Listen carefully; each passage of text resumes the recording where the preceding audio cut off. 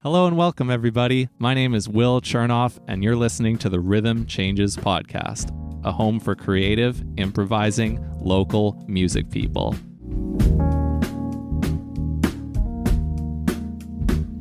This show is an ongoing, open-ended series of conversations with musicians and all sorts of people who make this community fun and prosperous. Stick around, get to know each guest, and learn from their creative experiences.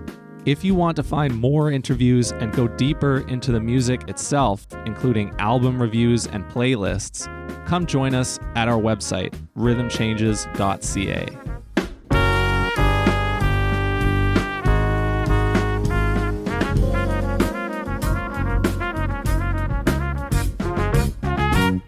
Our guest today is a singer-songwriter whose catalog has surpassed 15,000 streams on Spotify alone so far and includes 15 singles. She exemplifies something important about today's music industry because she has learned, skill by skill, how to record songs by herself from start to finish.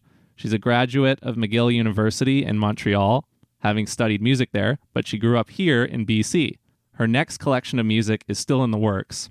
But if her cover song repertoire is any indication, it'll have classic reference points like Fleetwood Mac, Bruce Springsteen, and Joni Mitchell. Online, she's on Instagram at Laynah.Laynah.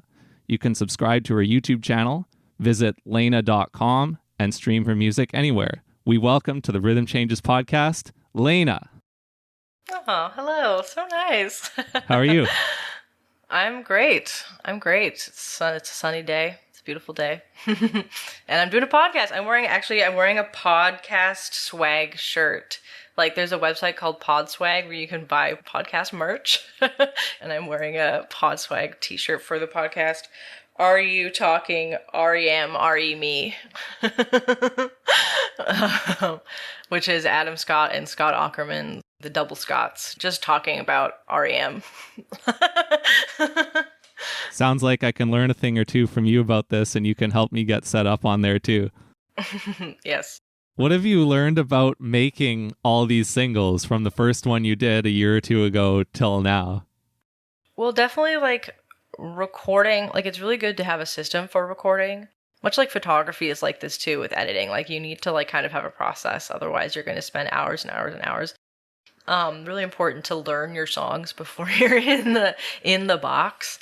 And it's also what was very upsetting at first was it's shocking how revealing the microphone is on the voce, especially your pitch. And it was okay, I really have to focus. I can't just be live where it's very forgiving and everyone's just hyped and you can just kind of I think live you're supposed to be more just in it and not thinking as technically, but I feel in the box I really have to think technically about recording my voice and what it sounds like, but also having to perform for the microphone, which I didn't expect because otherwise I sound kind of bland and sad and stuff.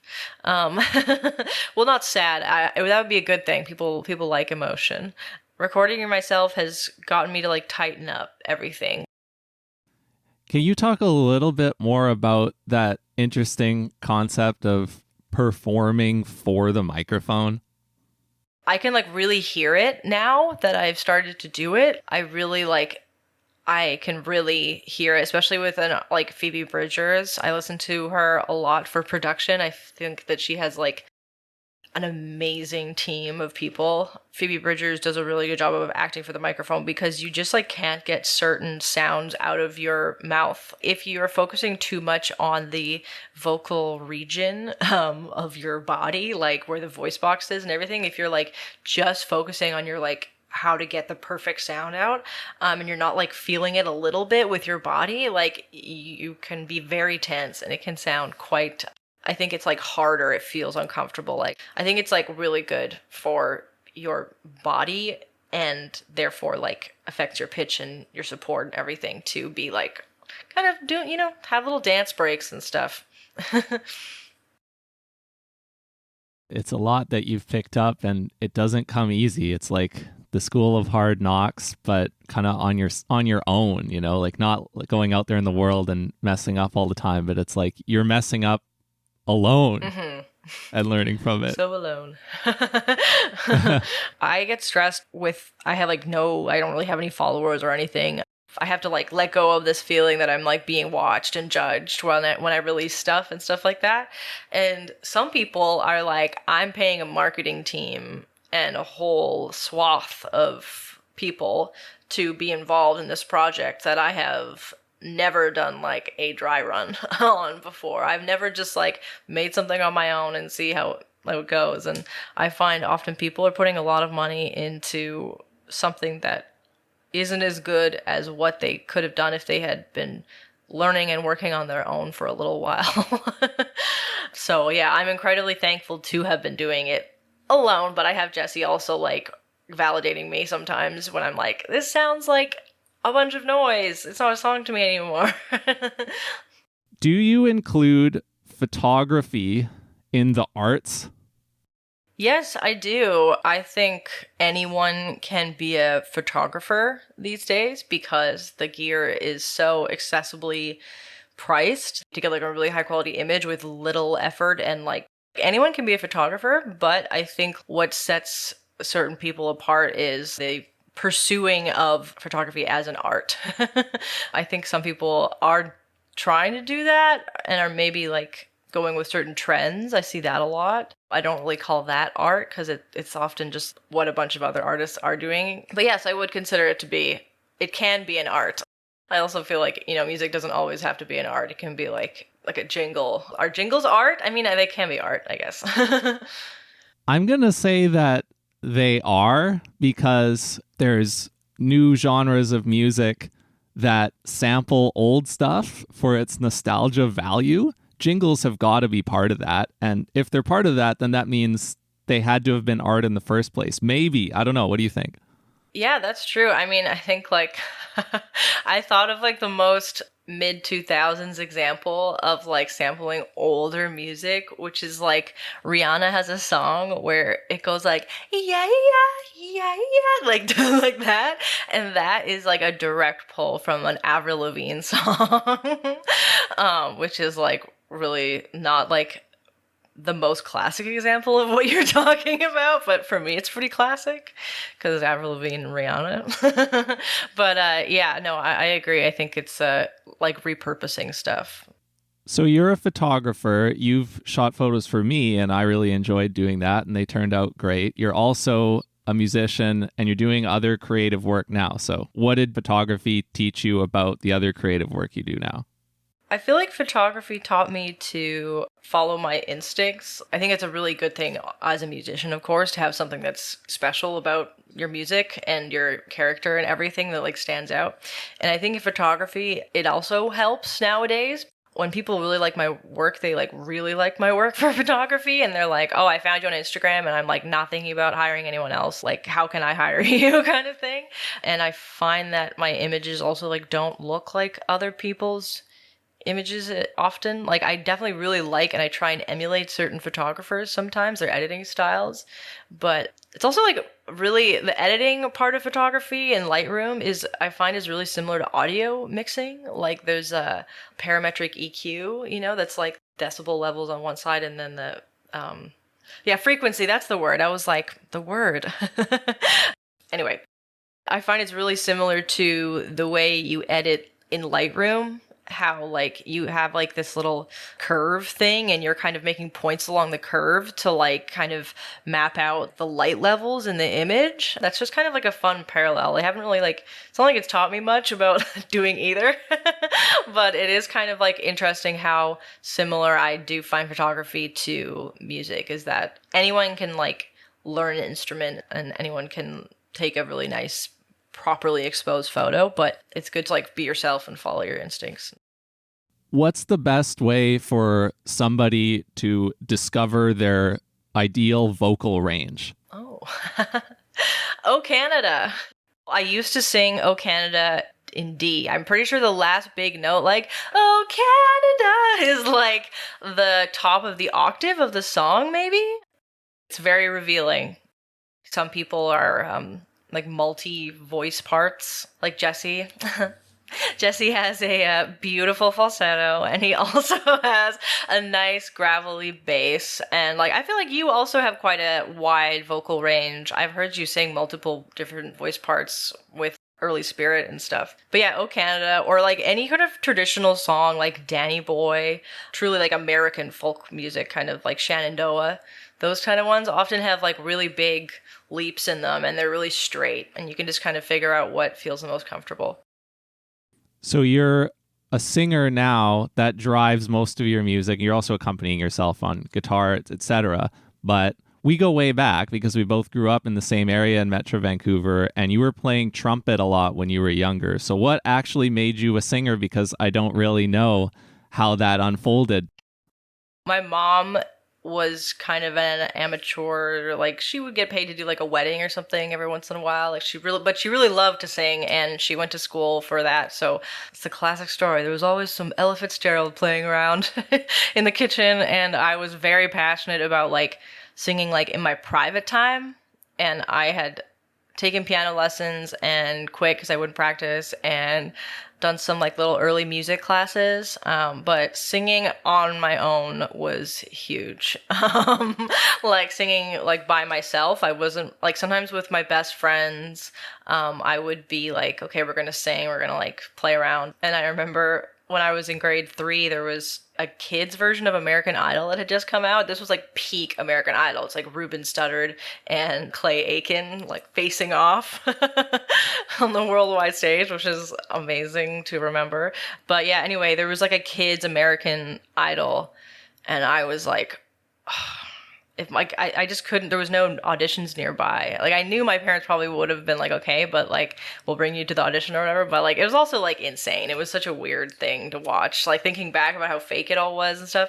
But anyway, so how I actually really started getting into singing was Miss Prosnick. She was like running the musical Bye Bye Birdie, and I auditioned. I sang Somewhere Over the Rainbow, and it was like probably really flat, but like I had nice tone, which was how I used to really be when I was a teen. So there's a video of me doing Sir Duke with Simon that I've watched. It's on Facebook still, probably somewhere, and I am literally so incredibly flat. It's like, did it take me all over? It's like the worst. And like Simon is all like breathy and weird and like teen, and it's such a silly, oh, it's beautiful. But anyway, so Miss Prosnick saw my audition, and it happened to be for Bye Bye Birdie that Mr. Clements recruited me into the pit band, which was actually like a huge blast. It was a really fun band, and I was really happy to be in the band. But Miss Prosnick had just seen my audition, and she was starting a chamber choir. So she was like, I need altos and people that can like do harmonies, and I know that you're good. So she recruited a couple of my friends as well. She recruited us in the hallway, cornered us, and was like, join choir. It was really cute. And then I just fell in love in choir. I really got into choir. I was like a choral music nerd as well. I was one of those kids that was requesting to do Butterfly by Raiton. Then I got a little solo or two, and I was like, ooh, this is even better. I got my first solo in grade 12, and I was so excited. With like someone to watch over me, I was just like, it's finally happening. And then I got the vocal jazz solo as well, the like Ella Fitzgerald kind of lift thing that we did, and it was incredibly fun. And I was just like in my element. It was like the highlight. Like if I hadn't had band and stuff, I was like a pretty unhappy teen. I was obsessed with band, and I would practice singing like fairly frequently, but trumpet, I don't think I practiced past grade 10 outside of class. But yeah, and then at McGill, I kind of fell out of the jazz world, even though I was in the jazz program, because I just didn't want to scat.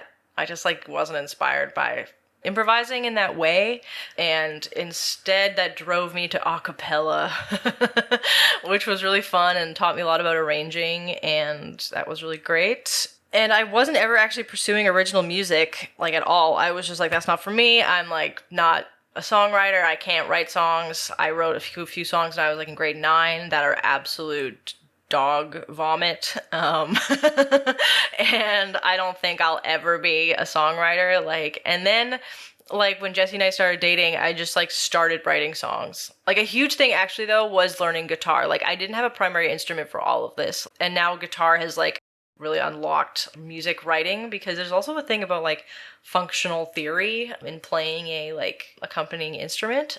If you're just singing, like I think this is why singers often have a lot of trouble with theory. Like I knew like other singers that also were struggling with theory, is because you never really have to apply it if you have a really good ear. I'm just gonna be blunt, but if you can scrape by, you're like I knew some people that whose theory was way worse than mine, but they had just beautiful voices and were scraping by with like the skin of their teeth and just so stressed out all the time because they're like failing theory but have a beautiful voice. It's just like this tragic story. And I was like kind of one of those people, like I was like scraping by in theory and stuff. But now that I'm like playing it on guitar, I'm like, oh, I've just been able to memorize like a full jazz standard, like Someday My Prince Will Come, for example, which before I could not dream of. I would be like in a test writing down like, I think it was like Green Dolphin Street we were supposed to like memorize and be able to like reproduce and make like this little song map. Oh, and I was like having a panic attack. I was like, this is loose. I know there's 2 5s.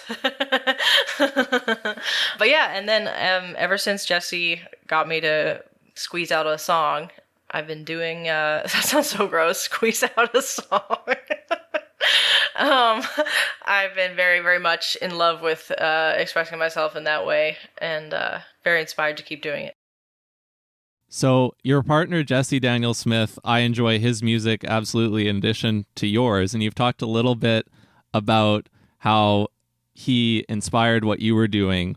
But I'm curious, now that you've been collaborating directly on each other's music more, what are some of the things you've learned from him and what might he have learned from you? I can't attest to what he's learned from me. I mean, I definitely think I will push him, and therefore he learns because he's working with me. I'll ask him to do a, like, you know, Celine Dion's version of Drove All Night? Like, I drove all night. That song inspired me to do a cover of a Keith Urban, like, country pop hit in the style of Celine Dion's I Drove All Night. That was, like, my number one inspo. And of course Jesse is like a beautiful folk musician. So he was like learning all about like 808s and like all the elements that go into a high speed, high octane pop tune. And then also like the song by Keith Urban is like a little goofy, and it's just like a Keith Urban song that he doesn't know from Adam. So I think like that probably pushes him to like learn as much as he can about like so many different things. Like I also like my song R Street, for example, was like more of like a neo soul almost. Like from what I've learned from Jesse, oh my god, I could write a very long list of the things that he's taught me, because he basically like with playing guitar, like I don't know, I really like had a firm idea that I couldn't learn to play and sing guitar because of my experience in lessons growing up. So Jesse like basically got me into open D, which was very easy, and it was very easy to kind of just flounder around, and you can play almost like any song in open D, like with the shapes that are available.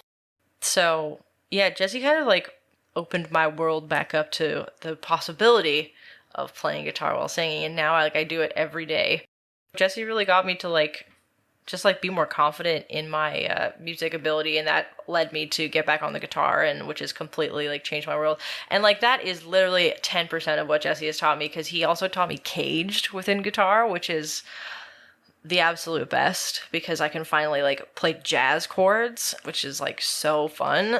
Before I just could not get the jazz songs to sound right. Like you can't just fake it with some of the jazz songs that I want to play. It just doesn't happen.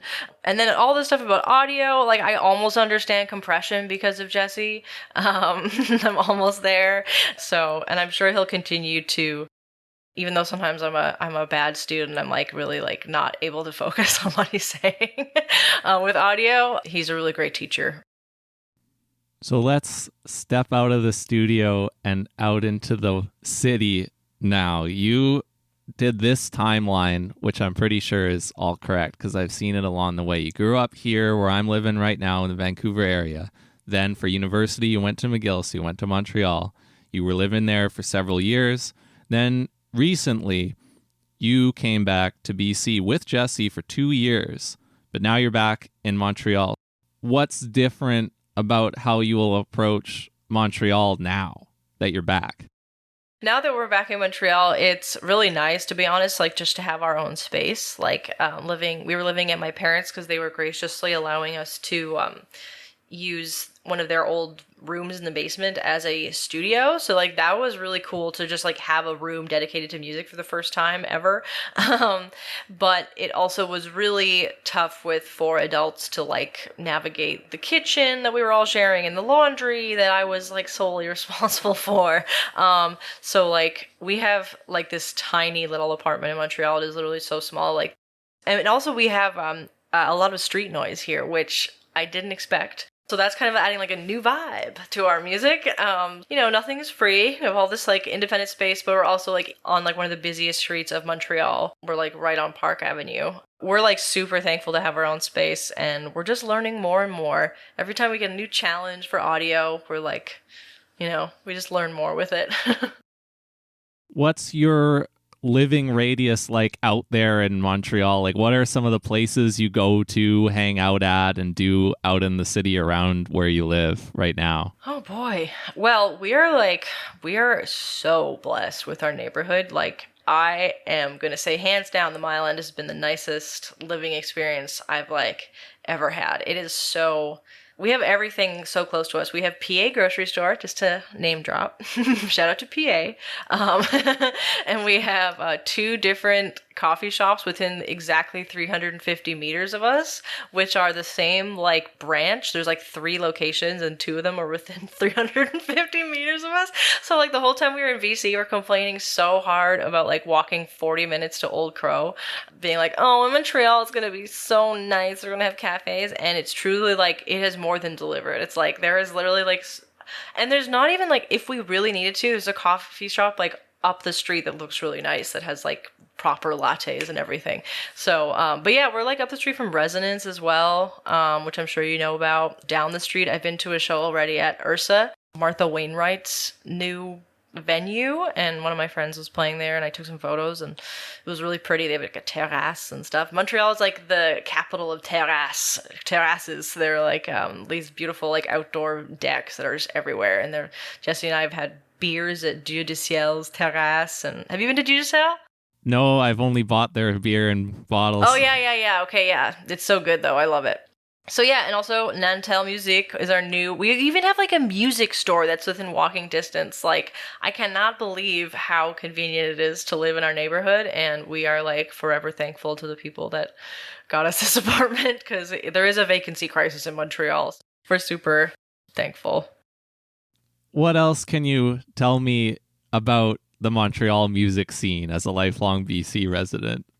There's a lot going on. There's like people of all different genres, and there's people of all different like levels. There's a really strong like open mic community here. There's people that very clearly just doing it for fun. Somebody will go up and like do like a Disney cover or something like that. And like it won't be the best, but everyone's like super supportive and like, woo, we're here to do open mic. And then there's of course the most intricate composer community. McGill has like an electroacoustic composition program and stuff. So there's literally like anything you can possibly think of. It's also such a melting pot of cultures, we have everything, so many different types of people here too. There was at Ursa, there was Indian traditional music last week, just there's a lot of festivals as well.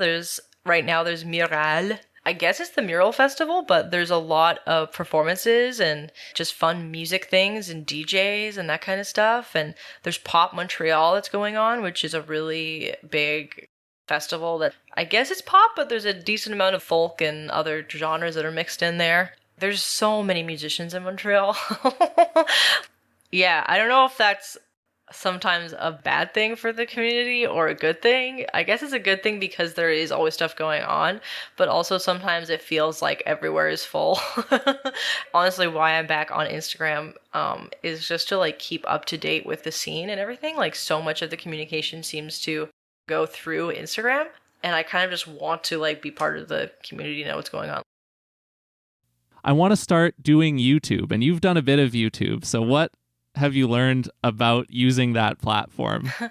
YouTube is sacred, and we should try and protect YouTube at all costs, because to me it is it's one of the least affected by time like social media platforms. It's still got like creators that are really making like unfiltered content, like creative works and stuff like that. Things are actually organically discovered. Like I had a version of, and like it's not that many plays, but for me, because I hadn't had any really, it is kind of I'm like, oh, that's really interesting to note that my cover of Forever by Pete Drake, the vocoder guy, that one just all of a sudden has like 1,000 plays, and it has a bunch of like random people coming in and commenting, and it started like a couple months ago, and I put that song out last winter. And from what I learned from Jesse, who was basically like a 2010s like YouTube star, he also has said that like random videos will just like suddenly go up in views. So I think that probably comes from, somebody finds it and likes it so much that they share it. And YouTube is such a shareable format for music content in particular. The platform itself doesn't restrict your content as much as other platforms like Instagram or TikTok. You can put up an hour-long concert, and you can also have all these fun little customized things. You can watch it double time if you're listening to like an audiobook or something like that on YouTube, which you can do now. You can like rent stuff. I'm like, I love YouTube.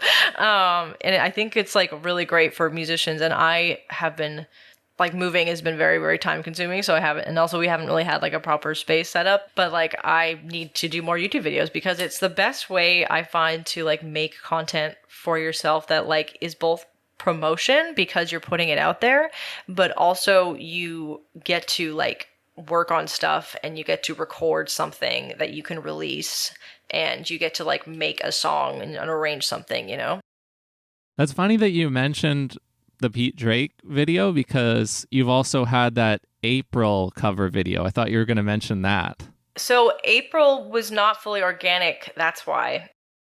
The guy that runs this cover series that April was made for is like adorable. He's like the most wholesome person. April was really interesting, actually. Like I was seeing this cover series that looked nicely produced, and I liked one of the covers that was on it, and I was like, hey, like, I was just like making YouTube videos at that point, so I was like, okay, can I apply for this?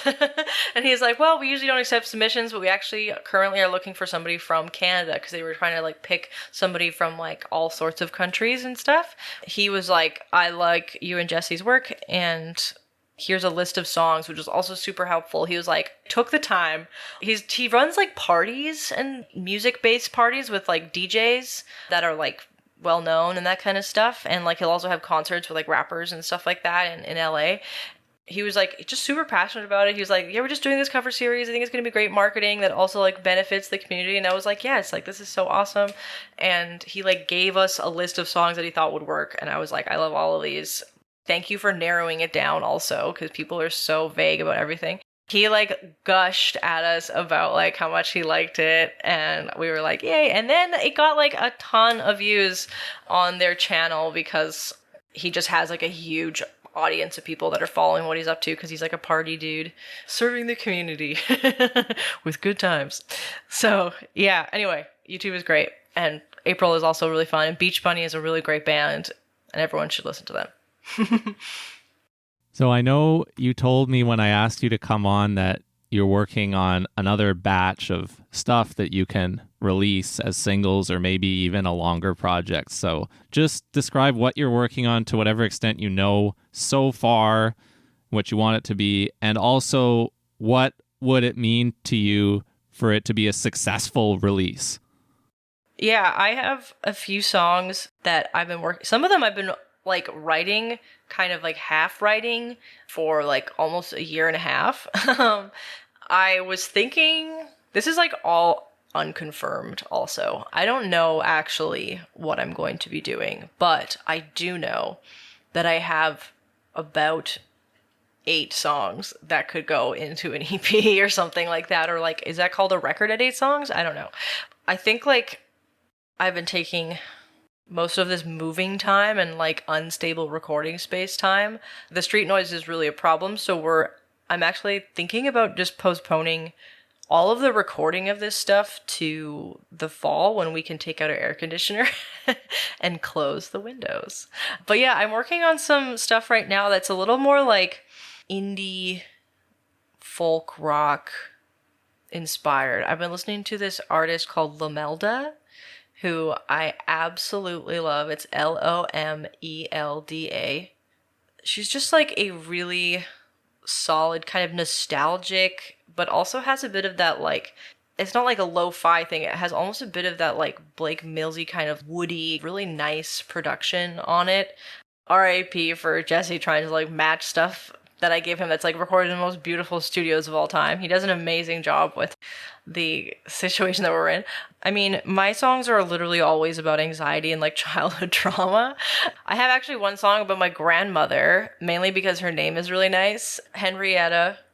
And I have a couple other originals that I've been working on for a while. And I'm literally like always halfway through a song. I often have this like anxious feeling like, oh, I'm not writing enough music. And then I like go to my notes and there's a bunch of random like verses or things. Like I love Phoebe Bridgers she said that she has like a notes folder called emo tweets. And yeah, I have my own emo tweets. I don't call it that. It's actually completely unorganized and I have to go through and like sift through grocery lists. And sometimes like recently I've managed to form a few songs by taking verses and applying them to a chorus I had written that didn't have verses or vice versa. So yeah, that's what I'm working on right now. I'm hoping like to also record some Christmas songs. I say that literally every fall and it's always December 1st and I'm putting it into distro and it's, oh, I hope it like makes it through before Christmas or whatever the heck. But yeah, I'm a huge Paul McCartney fan, so I was hoping to do with Jessie like Wonderful Christmas Time and to do that one. But yeah, I'm also working, like I literally have so many things that I'm trying to do at once and I should probably like pick one and focus on it because I'm also arranging right now some folky covers of musical theater songs, like Sondheim songs. I was gonna do just Sondheim songs and call it Songheims and make it like a 4 or 5 song EP of just like Stephen Sondheim musical songs and just like be the most niche person ever. But you know what? Sometimes finding a niche is like a really good thing. Like I have a friend and they do like piano covers, like really beautiful, soft piano covers of like punk songs and metal and rock songs and stuff like that, and I like absolutely love it. It's like she's doing like Nirvana, like super like dark and like piano-y and stuff, and I'm like, hell yeah. So yeah, I might like dive into the niche and do the Sondheim record too. So yeah, several things at once. Yeah, I'm really looking forward to hearing that because I've enjoyed everything that you've put out so far for sure. If everything continues to build the way that you want it, that you're working on right now, where do you want to be at once it's blown up to its full potential? And what does that look like? What are you able to turn it into? I know that the only thing I can probably speak to 100% accurately for both of us is that we try not to think about like what we want from our music creating, and we're actively trying to, I will answer your question, but usually we are actively trying to not worry about the outcome of releasing things. But of course, we do talk about like how awesome it would be to do certain things. All I've ever really wanted to do, especially when I reflect back on as a child, like what I was drawn to, is just play and sing, be able to just keep doing that. And the thing that we often like remind ourselves is that like, you know what, like we can make music. Like we don't need to have, like because we can make our own stuff, I can just go start making a song right now. Like I don't have to book a studio session and pay for that. That's why I like really encourage people, especially when they're getting started, to buy their own gear or finance it, because like it's so much cheaper. Even if you can just do like your stems and then you send your stems to somebody, it's so valuable to also like be recording yourself and that kind of thing. Yeah, I think a really great situation for us would just to be to be working in our own original music as much as we feel like we can handle. I would love to be, you know, like recording, releasing albums, like selling out soft seat theaters. You know, it's all we've ever really wanted to do, it seems. But also, I will say though, like, and thankfully we don't have to, but it's not like we will take any opportunity to get that. We're not looking for like buying our way in or like getting horrible deals just to like get in the same room as people and that kind of stuff. Like, thankfully we don't have to because we are able to make our own stuff and the internet exists. I think that'd be nice. Just keep playing music and not have to, like, I do love weddings because it's very like photography. I mean, like, I do like photography, but I don't like having to seek it out for money. Photography is another thing that would be nice to just do photos for people for fun, you know? Like, I don't necessarily want to be seeking out, I would do somebody's wedding. Like, if I was like a famous musician and somebody was like, I actually love your photos though, would you come to my wedding? I would be like, sure, of course. Because it would be beautiful and fun, just like, here are my terms, blah, blah, blah. So I do like photography, but I also, pursuing stuff for money kind of taints it, I think. Yeah, when I've thought about, you know, what do you see happening next in your career, I thought about performing and the kind of performing I had been doing. And one of the silver linings for me in the last 2 years was that I didn't just have to do so much performing all the time. I could actually think about what kind I wanted to do. Yeah, that's great. I feel like performing I like haven't done enough performing at all. I think like you were at the last performance that I did right before COVID, and that was like the worst performance experience I've ever had, but it was also like part of my dues. I was paying my dues. I was like so stressed at how bad that was. But it definitely was like, okay, you have to do a lot more open mics because your fingers can't just like freeze while you're playing. I picked like now like thinking back with like practice and playing guitar for so long, well, not so long, but like playing guitar for longer now, I'm like, wow, you picked like not easy songs to play in front of everybody. Also, I picked like Sheryl Crow's I'm Strong Enough and Helplessly Hoping, all which have their own particular non-standard picking patterns. Challenging to sing, but I was like, you know what? It's my first show. I'm going to push myself. Yeah, I mean, for a first show, I would say that was pretty good what you did. Thank you.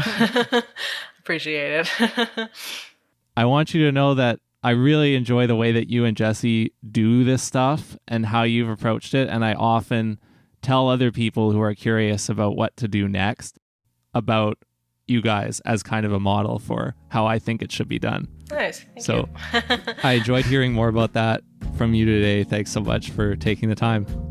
Yeah, of course. That was awesome. Thank you for tuning in to this episode of the Rhythm Changes podcast. If you haven't followed the feed yet, make sure you do. And think about your friends who might enjoy listening too. Tell them to search for the Rhythm Changes podcast wherever they get their podcasts.